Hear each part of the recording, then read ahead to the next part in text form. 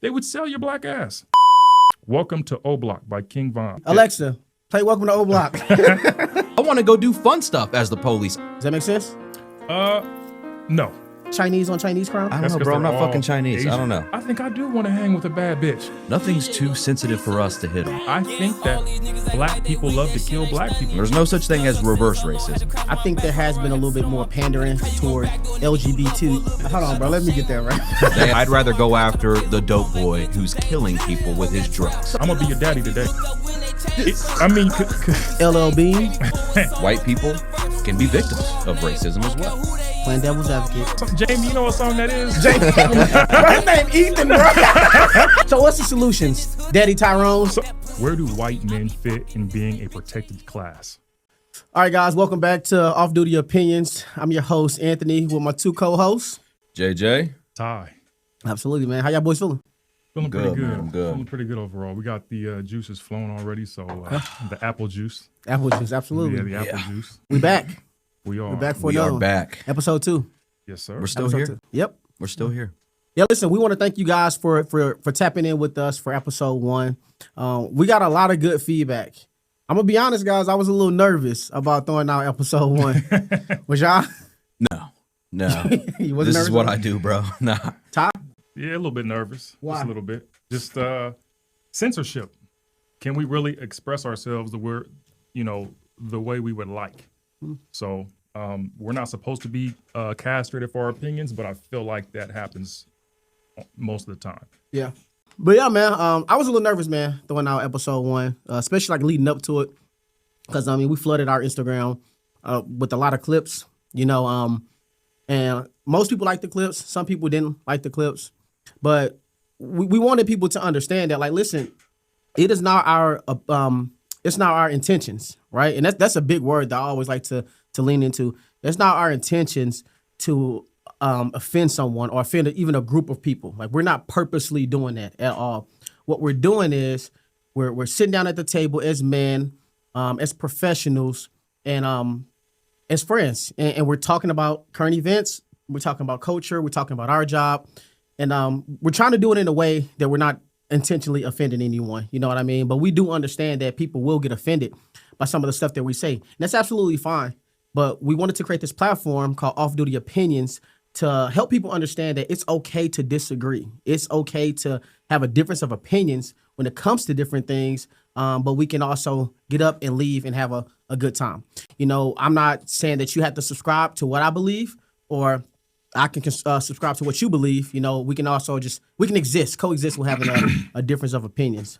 1,000%, man. Yeah. Well, But while walking that fine line, we also want to be truthful, because if we don't give enough truth, we don't have a podcast. There's nothing to talk about. Right. It can't be fabricated. So we have to walk this fine line of not trying to be offensive or singling out a particular group. And trust me, everyone will have their day, because we just got to talk about this stuff. It's just, we got to talk about reality. But yeah, we're doing our best to not get in trouble and not to make any particular group feel, like we're just picking on them, because we'll probably pick on everybody if we get the chance to. So, and listen, the thing is this, man. If we don't have a space to actually talk about this, obviously, because we know that some of these conversations we can't have at work. You know what I mean? Just out of the respect for our coworkers, and out of respect for the people that we work around, and out of respect for the policies and procedures that we have at our job, and as they are at many jobs. You know what I mean? Yeah. Like I said, we don't want to intentionally offend anyone, but where do we talk about these types of conversations? You know what I mean? Yeah. Where? It's like it's not happening nowadays, and when it does, because not enough people are having human face-to-face conversations, it turns into aggression. It turns into rage. And this platform is for us to talk, disagree, maybe agree, and hear feedback from you guys as well, what you want us to hit on, what you want us to talk about, what people you notice aren't really talking about, because we're not afraid to hit on any subject. Well, nothing's too sensitive for us to hit on. We're going to hit on everything, and we're going to give our honest opinion on it. But like I said, we do want to provide a space to have this type of conversation. But Ty, let's get into it, man. What we talking about? So the first topic of today, or the question to you guys, is where do white men fit in being a protected class? Because it seems like and let me be more specific. Where does the white straight male fit as far as being a protected class? Because I'm sure you guys have had conversations, whether it be a coworker or anybody outside of work. I feel like that group of people at this point in society, I feel like they are being, they're like an outcast at this point. You mean white men, like just white men? Straight white men. Okay. 100%. Because I feel like that group of people, and obviously I feel like this conversation, we can't even, if we were all white, I think it'd be different. Right. I'm not gonna lie. I feel like the thing absolutely. that allows us to have the conversation is the color of our skin. Is that right? I don't believe so. I don't personally believe so. And two, before we get into this any further, something I want to do is I want to read out a definition of what civil rights compliant is, and this is coming from the Ohio State University. This is coming from the Civil Rights Compliant Office.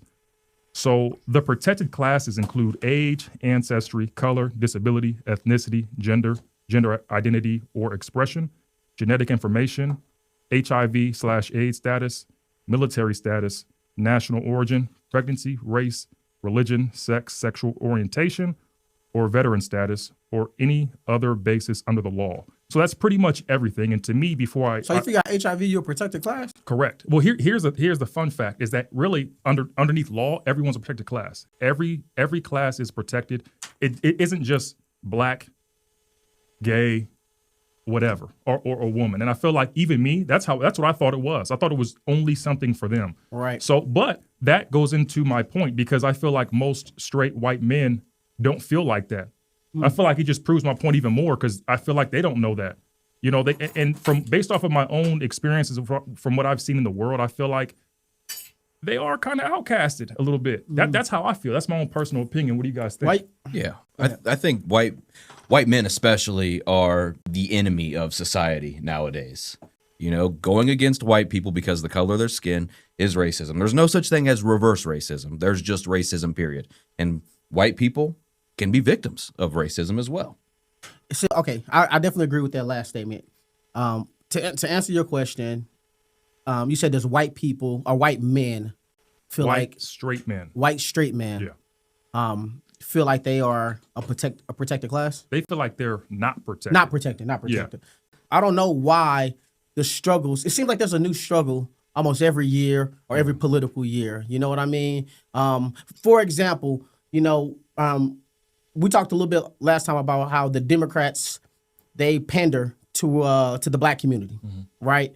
I remember, like I said, that Hillary Clinton, when she was doing her pandering on a Breakfast Club, pulling out a bottle of hot sauce, like who travels with a bottle of hot sauce in their purse? I don't know. Kamala Harris, when she was running, she brought out Meg Thee Stallion, out on stage, to perform. Yeah, and all the code switching she kept doing at different events, depending on where she was. Which she's a politician, so I kind of get it. But as a person, it's just like, okay, that's fake, bro. I mean, I like Meg Thee Stallion. I like Cardi B. I like me some wet ass pussy. But let me ask you this because today it's probably gonna get a little dicey. Yeah. Do you guys feel that a straight white male could sit on this panel and give honest opinion? Absolutely not. I don't. Not today, bro. Not today. Not if anyone's else. They could with us because we're not like that. Right. They could totally do it with us and we'll be fine. But you go do it outside or the internet gets a hold of it, bro, it's a whole different story. White men cannot express themselves on the internet. And because I'm so light skinned, I get so much shit for it. Yeah. But I'm going to keep doing it anyways, bro. It is what it is. Somebody's got to speak up. Is that not a problem? It is, bro. Okay, this group can speak. This group can speak, and this group cannot. Is that not? I mean, I feel like that's unfair. I'm for fairness. I'm for the same rules for all of us. That's what I'm for. I want everybody, even if it doesn't agree with me, I prefer it that way, that you can express the way that you feel and vice versa. Because I feel like we're just cutting off our individual freedoms at this point. Little by little, year by year, like now people don't want guns. You know what I'm saying? Like every time we make these decisions in our society, we just keep losing freedoms and rights over time. And I may not like what you do, but still, as an American citizen, I believe that person has the right to express themselves.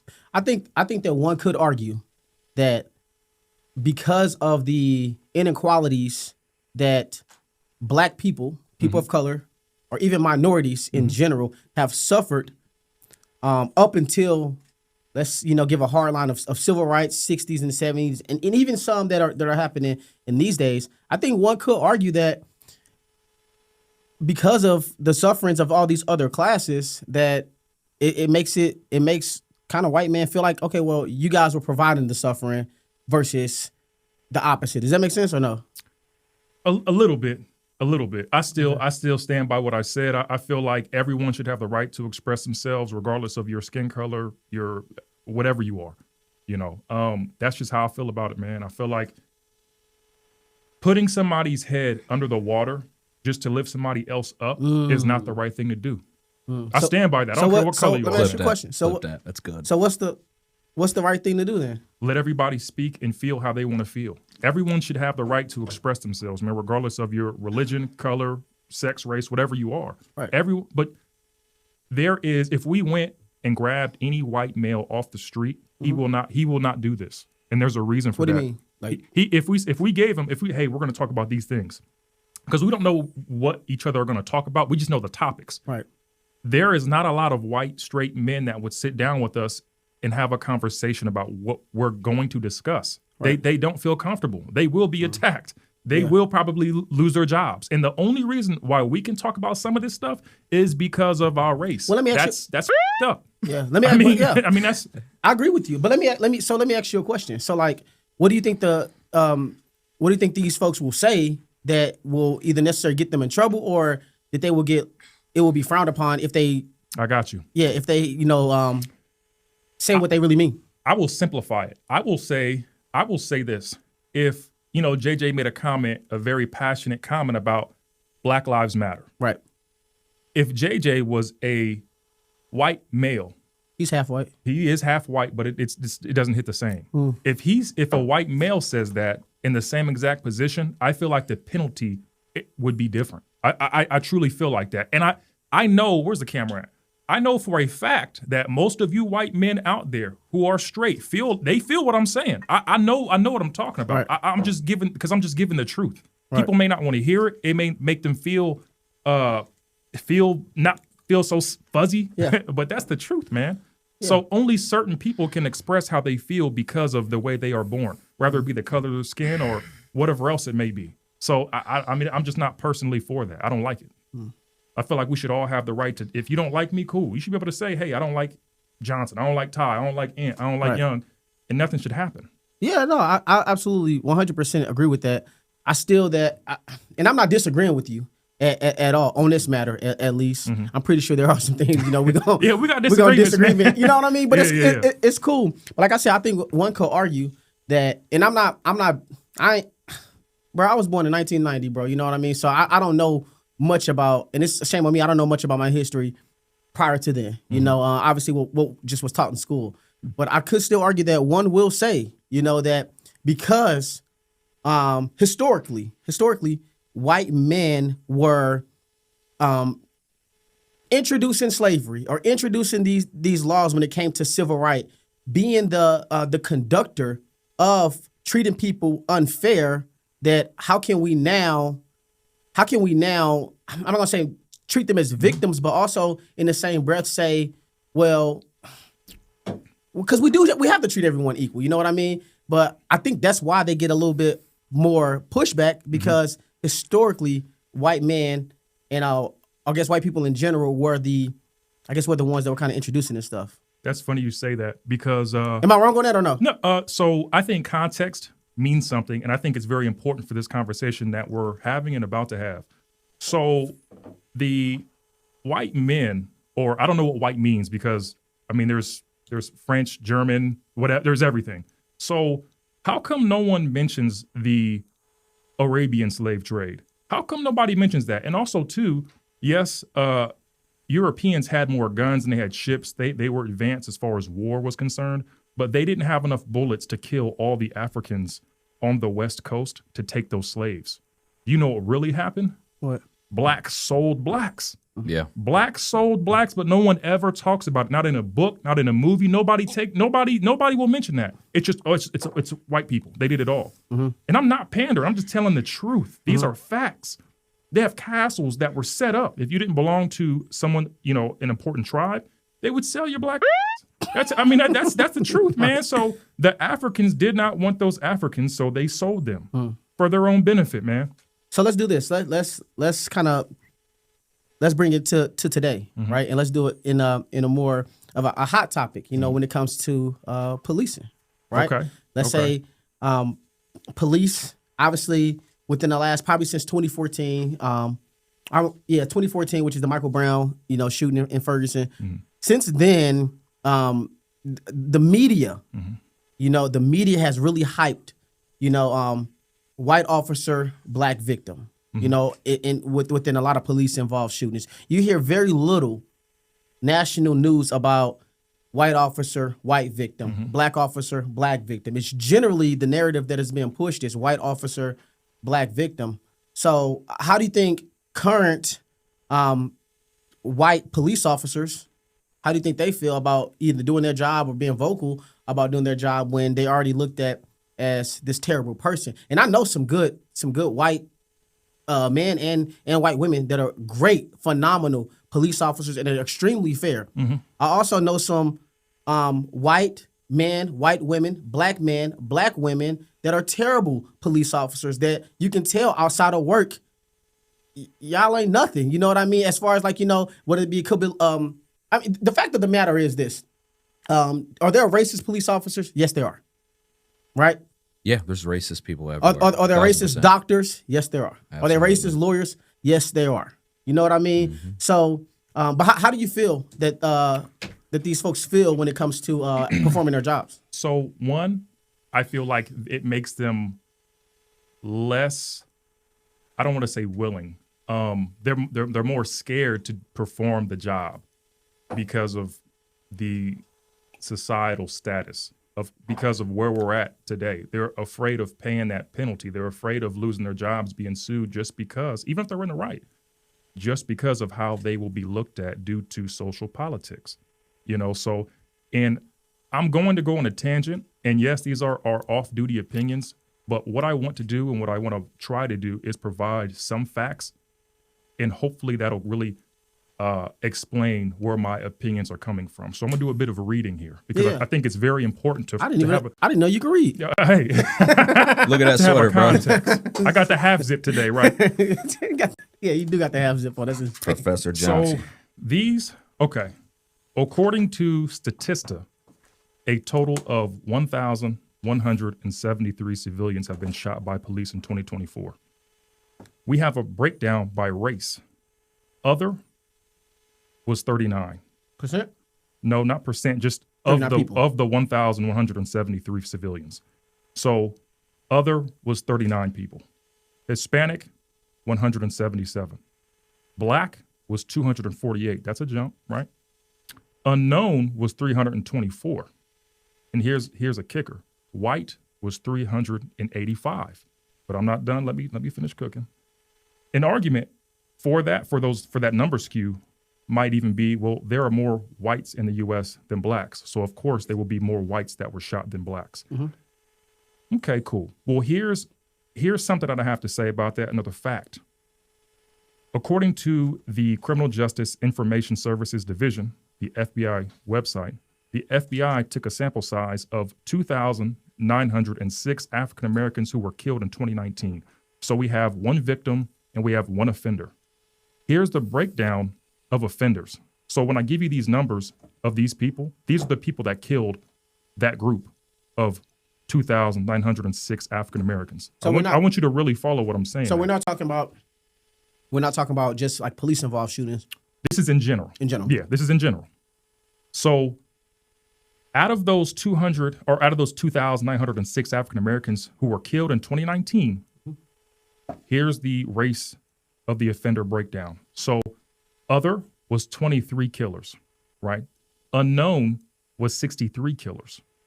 White, which is what we really talk about most of the time, there was 246 killers. The African Americans that killed that same African American group, out of the 2,906 African Americans that were killed, 2,574, which is 89%, were killed by other black people. But nobody talks about that. Man, So let me see that hold paper, on, hold man. on. Let me You see can't the- see. Man, No, cite you your can't. sources. Cite your I sources mean, again, hey, bro. the already did. sources, Already though, did. the Cite your sources sources are what again. we see on the street, Hold on, bro. let me finish this out. Let me finish this out. Go ahead. So, in fact, the most efficient killing system for African Americans is themselves. So it seems to me with Black Lives Matter, it seems to me that Black Lives Matter to everyone but Black people, according to the statistics. So then you think about, you got police shootings versus gang shootings. And what I really have to say about that is I think Black people love it. I really do. I think Black people love killing Black people. I did some research and I'm looking up, some music that we're listening to and different things like that. I looked up Welcome to O Block by King Von. In 2020, it peaked. Alexa, play Welcome to O Block. But it peaked at number 5 on the Billboard. And some of the lyrics. Oh, Alexa's actually playing. Oh, Hey. but so the lyrics are I be at the club with a strap. So as far as that, as far as those facts, I mean, those are facts. You really can't argue them. But my opinions, that's why my opinions are my opinions. Right. Based off of those facts, So and you- based off what I see every day. So you think it's okay? Because I like King Von. Mm-hmm. I like all the hood music. Yeah, that's cool. You know what I mean? I like all this type of stuff. But so based on that lyric that he said, right? Mm-hmm. You think that people of color, you think that it's more acceptable for them to say, okay, he can say that, but what if like a straight white man say, I kill such and such, I shoot such and such, I got the strap in the club, it'd be more of an issue. I think So it's- why is it okay? I guess is this what you're saying? Why is it okay that we gripe about? I guess Here's what I'm saying. My thing is, I don't know why Black people keep harping on police shootings or when someone else kills a Black person, because Black people kill more Black people than anything else. So why are we talking about it? If you had a percentage, like literally, I was looking up statistics all day yesterday. There may be 10,000 killings of Black people in the U.S., and only a couple hundred is an outside race in general. So why would we harp about 1 out of 1,000? Statistically, that's what it's reading off as. I think it's probably So- because more so. because it's not factual, because it's emotional. It's an emotional response, and there's Yeah. no logic involved. Yeah, I agree with that. So that's But the I issue. think that one also could argue that just because the position that policemen are in versus the position that the normal day-to-day citizen in, like obviously we have arrest powers, we can take people's liberties, you know what I mean? So I think that because we do hold these powers, and generally we are protected by immunity, you know what I mean? Did I say that right? Immunity? Yeah. qualified Qualified immunity. Yeah, Yeah, yeah. yeah. We are protected, by that. So I think that a lot of people will argue that because you're protected by qualified immunity, that you can pretty much get away with a lot of these killings, or not killings, a lot of these shootings, or the crimes that police officers commit. Does that make sense? No, Okay. not to me, because it still does not excuse the emotional response from when it's we'll just use police shootings as an example. It elicits this huge emotional response, but then we just had a couple weeks ago, we had multiple shootings in a week. There was not one BLM flag, shirt, nothing. Nobody was there. was That not. happens every day. And what race were them? You are- They were Black. So, but there's nobody's talking about that. They only care if it's a police involved or like a outside race. So that's why I say I think that Black people love to kill Black people. I think that they love it. They don't want anyone else to encroach on that business. Obviously, it's quite an endeavor. It is. You I know, mean, they so- make songs about it, bro. They literally do. They make merch about it. Black people literally profit off killing Black people. Yeah, I think it's sad, bro. I'm gonna be honest, is, man. yeah, I think 1,000%. I think it's sad. I think as we talk about these things, I think it has less to do with race, but more so has to do with class. To be completely honest with me, because I can tell you that I grew up, in a rough environment, probably just like most or some, some African Americans. Dad was around, but he did not live in my house. You know what I mean? And I think that even when you can just compare it to like a 2-parent household, you know what I mean? It's like a single parent household. I think the upbringing is a little bit different. I mean, like obviously you was raised with both of your parents in the house, right? Yeah. So it Matter was of fact, let's not skip out on that because what race is your dad? he's black. What race is your dad? He's white. What race is my dad? Black, and I haven't seen my dad in 15 years. You know what I'm saying? So let's be honest. Yeah. Two thirds of black children in America grow up without their father in the household, and I think that's why we have the issues that we have. I think it's a part of Hey, y'all ain't helping me out. Those are just facts from what's at the table, trying, bro. guys, I'm From lived experience, Yeah, I'm like they all like to say. I'm trying, guys. So one of the conditions that led to higher one of the conditions that led to higher crime rates in certain communities, I was looking up some different answers. I'm trying to figure out, man, how do I really interpret this? And what I came up with, this is probably the chat GPT shit, right? Right. Social and economic factors such as family structure. And I highlighted that because I think it's important because there is no male in these homes. And I don't care how you feel about it. There's no dad around. There's no belt to ass. Right. So now, and it's literally the proof is in the pudding. So now what you have is that you have a whole bunch of, you pretty much have a Michael Myers in a ski mask standing 5'6" with a switch. You got hundreds of them running around in the country, just shooting everything up. That's the truth. That is a great explanation. And people may not want to hear this, but I'm gonna be your daddy today. I'm gonna tell you the truth. I'm not gonna call you that. All right, I ain't gonna call you that. But the problem, I think the biggest problem in the black community is that there are no men around. And two, I don't fault the children and the women. I gotta fault the men. So Absolutely. I think it's 35% of black men are incarcerated. And I know it's always an excuse. The fact that the three of us are different shades and all sitting here and we're not locked up, that means that it's possible to do something else. Yes. So listen, I 100% agree with what you're saying. I think You're gonna lose today. I'm not trying to win, bro. Like I'm just trying. Hey, man, I'm just trying to have like a general conversation. You know what I mean? No. So I would say the upbringing has a lot to do with it. You know, just like you said, we're sitting here. You know. Yeah. But I think that it also comes down to class, and what I mean by that is there's not a lot of people, man. Like, let's say if you go to like a middle class neighborhood, you know, predominantly, let's say African American, they're not having the same issues as poor black people in the hood. Oh, you mean when the dad is around? Yeah. Oh, Yeah. Because you're at least a middle class. Yeah. Matter of fact, both you guys, and it seems like both you guys are in your kid's life. Yeah. Absolutely.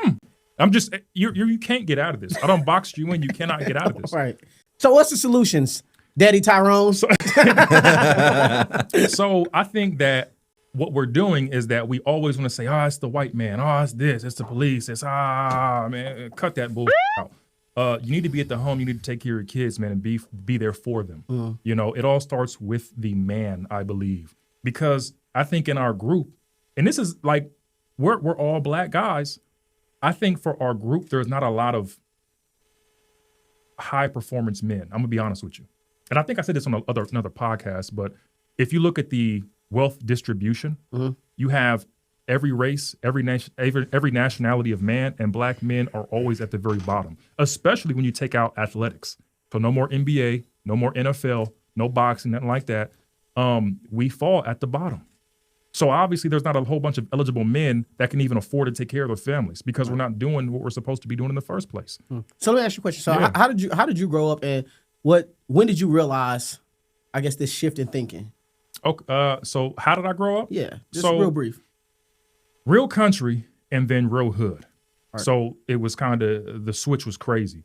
So when I was in certain environments, I think the biggest shift for me was when I left for college. That was probably the biggest shift for me to see like, oh, this is going on outside of here. And then two, there was a short time before I left for college. I have a real poor side to my black family. Then there's like a real, like more of like a wealthy side. So I had to spend 2 years in a household where you had a black mom, black dad, and two black kids. Everyone held a master's degree. So that was a totally different environment. So they really kind of trained me for life. And I became better adapted to the world, I think. And to just me getting out there and starting to see like, okay, it's just pattern recognition. Okay, all these guys that I used to hang with are now dead. All these guys I used to hang with or I knew are not in a good situation. So if you can't use your brain and pick that out, I think you're going to struggle in life. You know, so I don't know. That's all I got to say about it. So I mean, me and my neighbor, we have these types of conversations a lot, and obviously, especially because I'm in a very unique position. You know, being an educated black man. You know, in policing, love my job. I feel like I always do the right thing. You know, when it comes to doing my job or whatnot.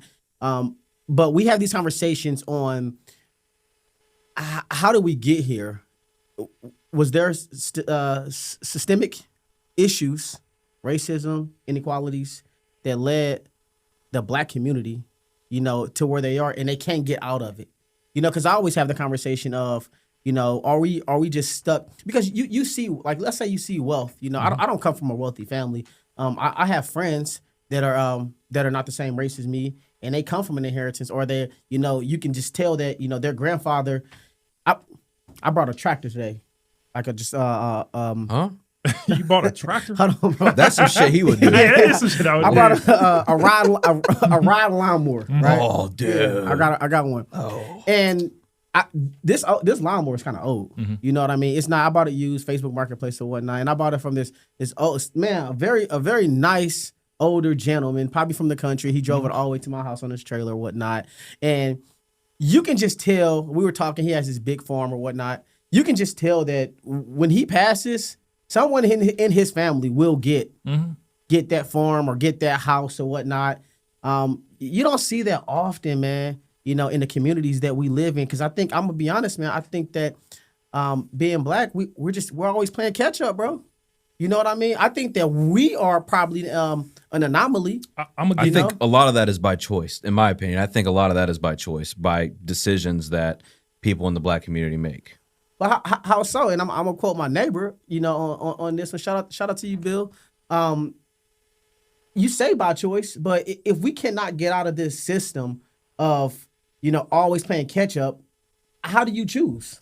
You can get out of it if you just choose to do something different with your life, because so many young men I interact with on the street, I talk to them about what are they doing for work? Oh, I'm not working. What are you doing? Oh, maybe they're working at a warehouse or they're working at some fast food place. Okay, bro, have you ever thought about a trade? I'll go on a website right now and we can find something right now. So you can go to the library tomorrow and you can fill out an app, because they will pay you just to train, and they will pay you to go do the job, and you will learn as you do it. And you come out in a few years, bro, you're going to be making six figures, man. It's there. People are just too fucking lazy. And listen, and I agree with you 100%. I'm just really playing devil's advocate at that's this fine. point. That's fine. I can. So what if I say, man, well, I don't have you to come show me how to do things like that. I have nothing. Right. I'm literally just trying to survive. Right. You know what I mean? Like I'm going to school, possibly. I'm working this job. When I leave high school, college is not even in my future. What's in my future is I work at this current job and I'm trying to be a supervisor so I can make a little bit more money so I can support my family. Then I can leave this job to go get another job and support my family. So I think that sometimes those opportunities, man, they are there, but I think that some of us, bro, we don't know how to get to them. So that would be my question. How? I feel like once we were all playing catch up, and like I said, for the record, I agree with you. I come from, and I'm not putting my too much personal business out there. And I got two older brothers. I'm sorry, I got an older brother and I got a younger brother or whatnot. I feel like early on in my life, I made some different decisions than them, and I think they're doing pretty well for themselves. You know what I mean? But I made some different decisions than them. But I had an older cousin to look up to who went to college, and his brothers, they went to college. So I kind of modeled my life. Because you had a role model. After his. Yes. So and shout out to my cousin. He knows who he is. He meant so much to me in my life that I literally wanted to be like this guy. He picked me up when I was 9 years old. I can tell that story here a little bit later, but I kind of titled that story called Packing the Lunch. Y'all want to hear it now or y'all want to try to wait till later? No, go ahead. You're on it now. Go ahead. Cool. Listen, bro. So when I was 9 years old, I went to Lee Hamilton Elementary. I was in Mrs. Newsham's class, and we had a field trip the next day to like a little farm called Little Creek, and we had to pack a lunch. So within that lunch, I'm sorry, not within that lunch, but we had to pack a lunch, and my mom, she worked two jobs. Got an older brother and I got a younger brother. So she got home after her second job, I think like 10 o'clock at night, and she forgot to pack a lunch for me. My cousin, right? He lived with his girlfriend down the street. I think we're about 10 years apart in age. He lived with his girlfriend down the street. I called him on the phone. This is landline days. Hey, my mom, she forgot my lunch and I need it for this field trip tomorrow. Because who wants to be the kid, bro? Who wants to be the kid? You go on a field trip, you know you're going on a field trip, and you know you don't have a lunch. Yeah. And now you're borrowing things from other people. I'm not Right. sure if y'all ever felt that type of pressure before. Man, that's a lot of pressure. Yeah. So he came, he picked me up. We went to a store called Shop and Save. And I can tell you to this day what he made for me. We had a turkey sandwich with like mayo and mustard on there. We had a bag of chips. We had like some fruit snacks. We had some cookies and a juice. And he got a paper bag. He wrapped it up, put my name on it, and put it in the refrigerator. And I can tell you, bro, I'm 9 years old. The next day, I thought about this lunch all night. And I opened the fridge and the lunch was there. And from that day forward, I looked up to this dude, man, because that dude that day became my hero. He became, you know, when I got older, he took me on my first college visit. When I was meeting my wife, he kind of coached me through, you know, a couple things. Hey, this is how you take her on a date. This is some things that you need to do, you know. And when I got married, he was the best man in my wedding. But I had that role model. Can I? Not many people have these guys to pack a lunch for them. This is what I'm going to say about this. Once again, I feel like that strengthens my point because there was a black man in your life. Once again, this goes back to the black men not being there for their kids, not you or you specifically, Right. but as a whole, they're not there. That's the issue. That one person being there changed your life. Yeah, And 100%. I also want to make a statement about this. So slavery was effed up. That was a horrible experience, a lot of death, trauma, rape, killing. It was awful. There's no denying that. But as far as the things that got in black people's way, I mean, there was anti-literacy laws from 1740 to 1865. It's a fact. So they weren't allowed to like read or write or anything like that. So we have barriers. But this is a story, and this is a story from my great-grandfather, Leon Miller. He was born, I don't know, 18 something crazy, something way back then. But he used to bus white children. I think it was a buggy. He drove them to school. So what he would do is he would take them to school and they would have him sit on a banister because he couldn't sit around the white kids way back. This is way down there, deep South Alabama.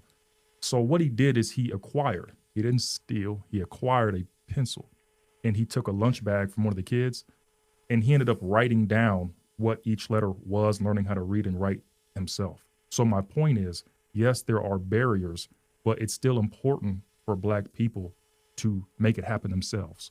I think you can acknowledge barriers, but I also think it's important to get success regardless.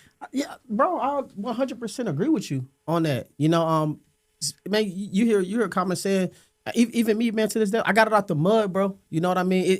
There's a lot of pride, a lot of honor in getting things on your own and figuring it out. But there's also a lot of pride, bro, when someone reaches down to help you out. And I think that's the issue, man. I think that sometimes in the black community, we just ain't got that hand, bro, for someone helping us. You know what I mean? And I think that's what dad should be there for. Correct. But I mean, and I get your point, but we know you're never going to get out of that. Well, no, I'm not trying to get out of it. Because we're always going to look for somebody else to give a helping hand doing a father's job. The facts are the facts. But what's the solution then? Be there for your kids. But okay, but what if I'm you're saying what is the solution for the kid that's trying to figure it out? What if I'm the kid? That's what I'm saying. That's what you're saying. What if I'm the kid? What are you saying? So you're saying, how do you figure? I'm telling you, I mean, it is unfortunate for the kid. I didn't have one, Yes. but I still figured it out. I understand that. So the thing is, it all starts with the father being there. That's still the best solution. That is the best solution. I got You're that. talking about moving forward. I'm a kid in the hood. I don't have dad. I don't have an uncle. There's no male role model. How do I figure this shit out about being a successful adult? Yeah. Okay, well, the facts are there is no magic pill that's going to fix that. It probably will be harder for you because you don't have anyone. but Yeah, that's and I what- 1,000% agree, bro. I'm agreeing with you. I'm agreeing with you. But we have the to. We really have to talk about that part though. we're talking we about can't just skip on how harder it's going to be. That's the issue right there. No, this Okay. is actually really good because we have a lot of cops that watch this who work the street, and I'm sure they have young men that they interact with daily in the hood. Because I mean, pretty much everybody in Columbus works in the hood, It right? still doesn't. You still can't get out of the facts. It's yes, it will be harder for the kid, and it sucks. It does. Yeah. It does. And I blame the father, not the woman. I blame the father, the dad. You're gonna have to work a little bit harder than everybody because you won't have the financial support. You won't have the connections that your father can make. It is what it is. Bro, I'm not saying. Listen, I 100% get that, but there is a difference, bro, from being raised based on survival and raised based on love, bro. And I think that if you look at a lot of things, especially a lot of people in the community, I can tell you, I was raised based on survival, bro. And if I'm just trying to everyday survive, how can I, with a clear mind, bro, even think about going to college or even think about getting an inheritance or any of these things, bro? Because I'm not raised off of love. You're right. I'm surviving every day. I was surviving too. But All my life I had to fight. Yeah, but guess what? That's going to be the difference. Whether you can do that or not, is going to be the difference between success or not. That's going to be the difference. And it doesn't matter how you feel about it. The facts are that's going to be the difference maker. Can you figure it out or not? And I hate that some kids do have a harder time than others. But the facts are no one has the exact same chances at success. And you're going to have to work harder if you are born into a lesser circumstance, regardless of color, race, whatever. It is what it is. You can't get out of that. It's tough when someone has a little bit of a head start on you. That's what it really is. I'm acknowledging that. I fully acknowledge that we don't all have the same opportunity when it comes to that type of circumstance. But the truth is to be honest, no one cares about anything but results. Like they don't care if you so you didn't have a dad. Does the job care if you show up tomorrow or not? Can I say, oh, I didn't have a dad 15 years, so many years ago. I didn't show up today. Nobody does. Matter of fact, I agree, bro. Matter of fact, what I want you guys, because you feel we're passionate about it. I want you both to go home and say, hey, I didn't have a dad or whatever else your struggle was. I can't pay the mortgage this month. Tell your kids that. Oh, are you gonna open the fridge like, hey kids, I didn't have a dad, so I guess y'all can't eat. I mean, and here's, but nah, bro is cooking right now, bro. Bro is cooking right now. But here's the thing, bro. It's the LLB me got on. But here's the thing, man. This is what black people have. This is the problem. We keep harping on excuses, man, and emotions because it doesn't make you feel fuzzy inside. Right. You don't want to admit where you're wrong. That's on you. You still have to fix it. Nobody cares. That's the honest to God truth. Your kids don't care if you had struggles when you were a kid. I agree. You got to feed your kids. That's the bottom line. That's the truth. So you need to get over that. And I'm speaking to the black community. You have to get over those struggles, man, or stay in these circumstance. That's on you.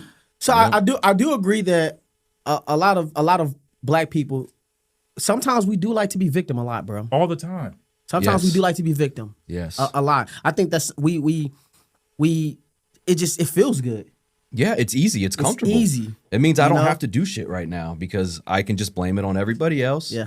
And the government will take care of me and I'll keep voting blue and I'll stay in this cycle of poverty. Right. And it's a modern day slave, bro. Right. It really is. But it doesn't negate the fact, bro, that even those folks that are trying, man, that we just got to work so much harder. And I think for me, man, like being black I think that most black people that made it, that got it out the mud, bro, like we're built with resilience, man. You know what I mean? So, because this is not our first time saying no. I know that when I was when I used to work on campus, you rarely saw, black students commit suicide. You know, it was a lot of other races. Same thing for prisons. Is that right? Same thing for prisons. Yeah, same statistic.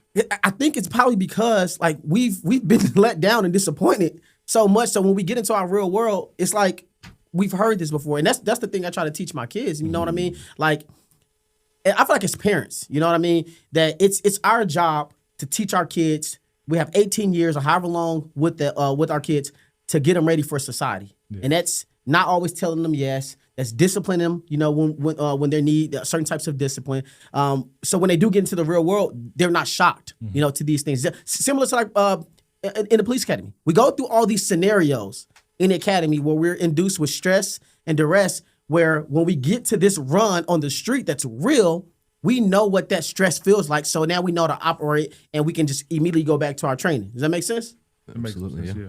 Yeah, man. So I think, man, it comes down to being raised in survival, being raised on love. I think a lot of my generation now, people that are my age that have kids, I think that we're raising our kids out of love, because most of us were raised out of survival, and we don't want our kids to see that type of survival. You know what I mean? We want our kids to thrive. We want them to go to the best schools. We want them to play sports. My daughter plays all sports.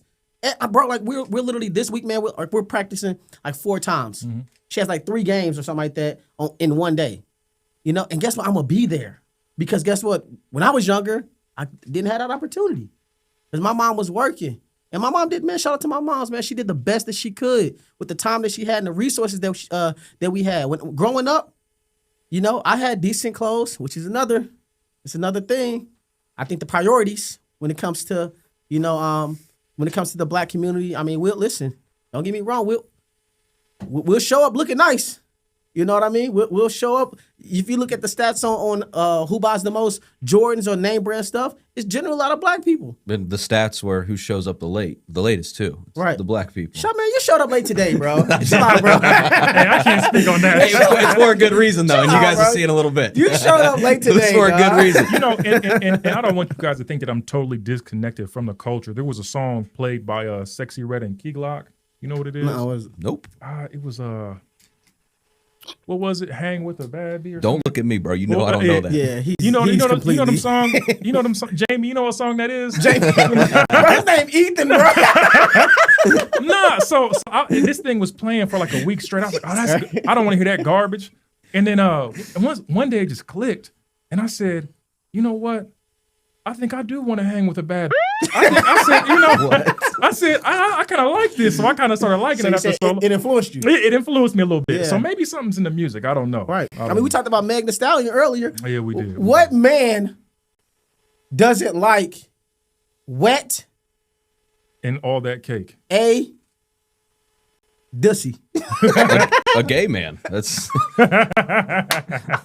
obviously. Bro, what man doesn't like that? You know what I mean? So I think that okay, let's talk about it, bro. Let's talk about the influence of black culture. Because I'm going to be honest, man. I think that there's a lot of goods and a lot of bads of it. I think that I was listening to Candace Owens not too long ago, bro. Black people, bro. Good athletes. Good at music. You know, good at setting trends. Right? So, and there's a lot of our counterparts as far as like white. Let's talk about like music, for example, right? Any hot black artist is not only being played in black communities. I believe correct. It's being played everywhere. Yes. You know what I mean? So is black culture really influencing, you know, culture, or is it bad for the culture, or what?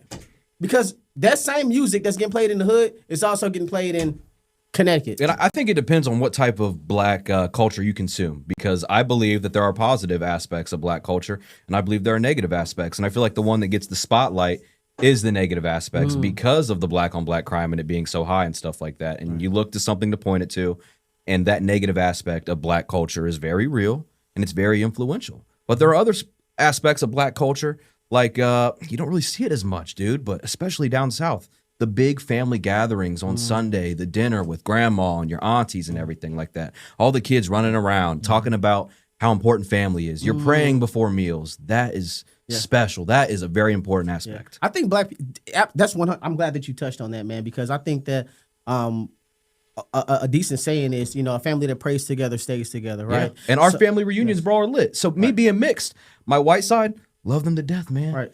The family reunions, what is it? we're getting KFC. Well, we don't even do them. We don't even do them anymore. Bro, it's a whole, we would get KFC. We it's a whole bunch of raisins. It's a whole bunch of raisins and no potato salad. We would go play out in the yard, and it was a good time, man. Catching up with my cousins. Right. And the black side, bro, lit. We got a band. Lit. We got a whole party house rented out, bro. There's a pool. We're swimming. We're hooping, bro. Like, it's insane. I'm meeting cousins every time. I didn't know were my cousins. Right. There was this chick I was talking to. Oh, geez. Let me not tell that story fully, but Kissing I saw her at my reunion. I'm like, cousins. wait a minute. Oh, hold up.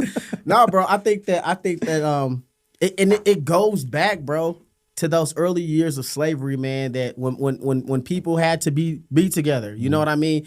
Black people congregated together, man, and it was family. Even to this day, bro. I grew up with a huge family, man. My grandmother had 14 kids. Damn, she was strong. 14 kids. She was strong. Bro, listen, not only was she strong, bro, 14 kids, never had a driver's license. She was no ops. Gam was no ops. That's crazy work. Driving a school bus, no ops, bro. Bro, so she never Imagine taking all those kids home, bro. 5'1". I got 10 juveniles in the wagon. Like, what? bro, she never had a driver's license, bro. She was a nurse, which I'm not sure if you guys know this, man, but was like any of y'all grandparents like nurses or like, Yeah. bro, so was that like the preferred job for a lot of Black women, or 'cause I feel like only certain jobs were afforded to Black people back in those times? That I'm unaware of. I am unsure. I feel like everyone I do talk to, generally their grandparents were some type of, their grandmother was some type of nurse or worked in hospital or probably like cleaning or anything of that nature. But she had 14 kids, bro, didn't have a driver's license, and our family, bro, to this day, I mean, like, I don't know the amount of cousins I got as far as like grandkids, her grandchildren and even her great grands or whatnot. But bro, our family reunions were huge family reunions, man. And it was just like you meet somebody, you know them, and it's just like family, man. So even like in the Black community, like in it takes a village to raise a community. So even if you go to the Black community that they're not related, I remember on a run. Me and Cass was riding together. Shout out to Cass. We were riding together, bro, and it was around a holiday time. We went on on a disturbance to someone's house. I think it's right after Christmas, and we kind of figured that issue out. Really wasn't a disturbance or whatnot. But we started talking to the mother of the house or whatnot, and at the end of that run, bro, she said, "Can I pray for y'all?" And bro, I'm like, yeah, absolutely. You can pray for us. Keep us in your prayers, kind of situation. She's like, nah, baby, now. Yeah. Now. And bro, we in her living room, we held hands. That's love. And we prayed. You know what I mean? So I think there's a sense of community because, yeah, I don't think that outside of being Black, man, I'm not sure what other races experience that same type of love. You know what I mean? So I don't know, man, but those are good talking points. So we hit on some Black culture. Yeah. that was Black good. culture today. You talked about Black on Black crime. I'm not sure if that such thing exists. Dude, what are you talking about? I think crime exists. I'm not sure if it's why do we highlight Black on Black crime? Because it's bro? such an issue. It is a huge issue. Okay, let me ask you a question. In China, is that Chinese on Chinese crime? I don't That's know, 'cause bro. I'm they're not all fucking Chinese. I Asian. don't know. They're They're- all Chinese. Yeah, I get it. Yeah. That's fine. But here we have different races and different cultures. so Okay, we're do all we talk mixed up. about in America? Do we talk about Mexican on Mexican crime? It's not a thing. Because it doesn't happen. Because it's like- not happening No, at but the it- rate that Black on no, Black crime is happening. It's not happening at the rate, but it does happen, bro. So what is your I think that we Dude, just look at the runs we go on, bro. Yeah. All the runs we go on, 99% of the time, Black suspect, Black victim. It's because we work in a predominantly Black area. Okay. So I mean, what that's do- everywhere, what else would bro. what else would you expect? I mean, I don't work on the West Side, but I guarantee the predominant crime rate is not Black on Black crime because there's a lot of white folks on the West Side. That's a fair point, so- but I still think So is that it- their so- runs so are I- going to be more issues with the Black side I than it think- is the white side. I think even on the West side. I think proximity has a lot to do with it. Where you're at has a lot to do with the crime that you're either getting yourself into or the crime that's either Black on Black, white on white. I think the proximity has a lot to do with that, bro. That's a tell fair you what, we can do some research, but I guarantee if you were to look up statistics on who murders the most and who gets murdered the most out of every race, sex, everything, it's going to be killer, male Black, victim, male Black. That's what you're going to, and that's why they say it's Black on Black because it's and the numbers are. I just read you the numbers earlier. Right. It's staggering. It's crushing every other group with as far as homicide is concerned.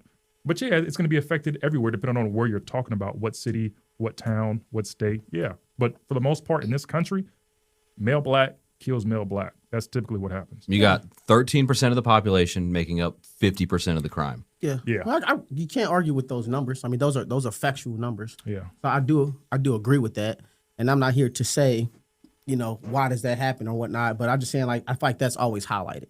You know what I mean? Because it's such a big deal. It's the difference is so great. You have to highlight it. And you got to talk about it, bro, because we got to find a way to fix it. It's not just us sitting here talking shit in front of a camera to try to bring the black community down.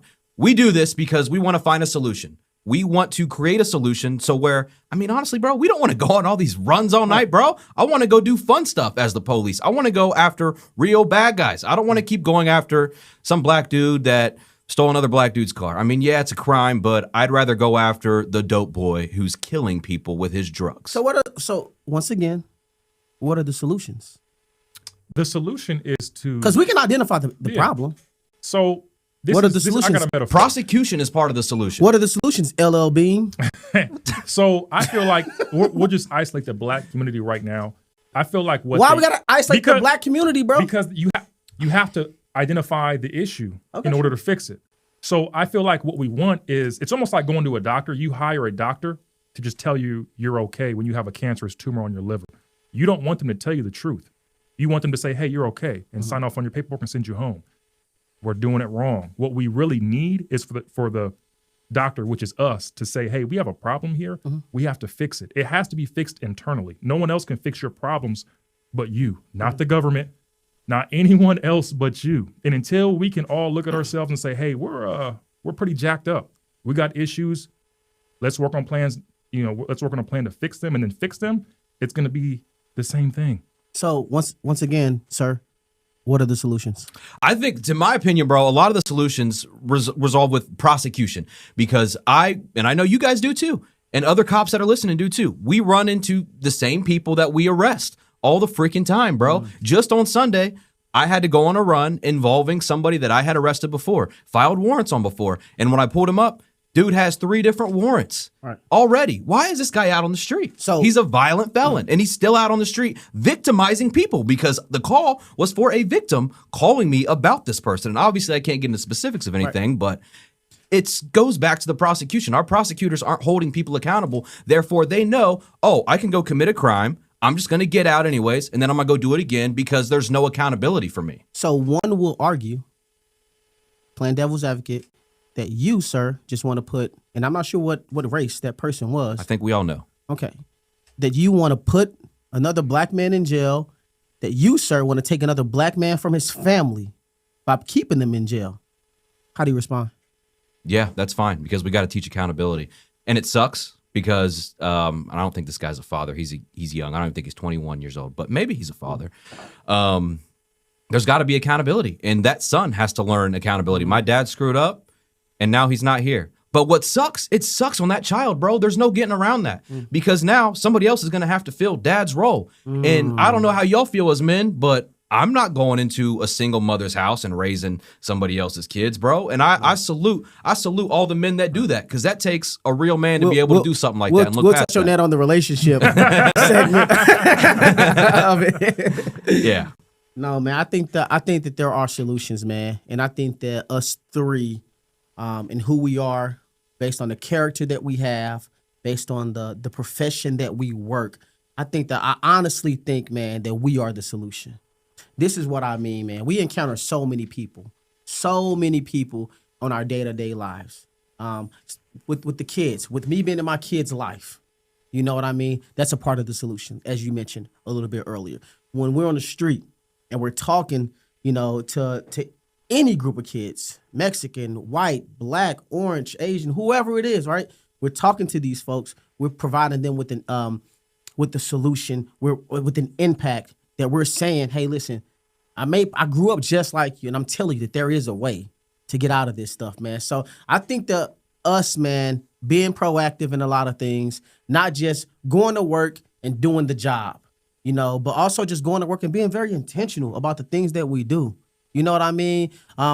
Providing grace to a lot of people, but also providing, some type of accountability for them. So I think that, and we don't have all the solutions, but I think that it does start internally. It starts with the community. It starts within your home. Absolutely. It starts within your home, man, because how are countries made up?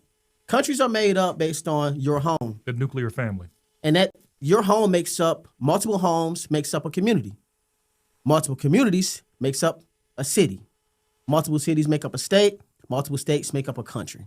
You know, so if we all kind of just backtrace that, we're going to say that the country, it starts at your home, bro. You know, if we want a thriving country, we have to have thriving homes.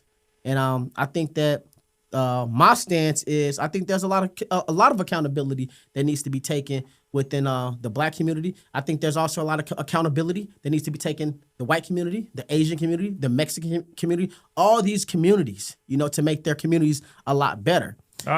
No, I'm sorry, man. I can't even let you get away with that. Okay, why So not? because you keep throwing. What we're doing right now is we're displacing responsibility, and I don't want to do that. Right. I want to focus on that particular community because the numbers speak for themselves. I'm looking at numbers right now, and they're saying that Yeah.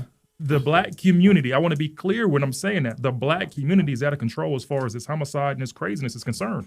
I want to be very clear, and I feel like when we do stuff like that. Once again, we're displacing responsibility and we're getting away from the issue. Okay, we need so- to admit and focus on our issue. So I'm going to go back to your original question. Mm-hmm. And your original question was, do white men feel like they're a protected class? Mm-hmm. Right? So what I just did was I made it equal. I'm saying we need to take responsibility for all these communities to take their own responsibility.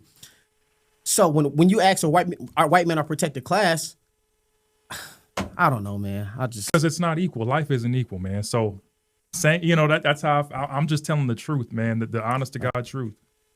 So, All right. I'm shutting this shit down. We got a birthday. Good. Oh man, we got a whole. We got a big birthday boy over there. God. We got a big birthday boy. Oh man, Shout out to my man's on his birthday. That was a good one. Yeah. Yeah, you like that? Look I at didn't him, see it man. coming at all. Did you read the thing? I didn't even. What is Your that? ass is old. Your ass is old. Oh Yeah, man. dog, got a birthday, man. Oh, you guys got me all mad and then get me all. Well, listen, Oh, bro. Absolutely, shoot. man. Wanted to celebrate you, man. Listen, on that note, we're going to end.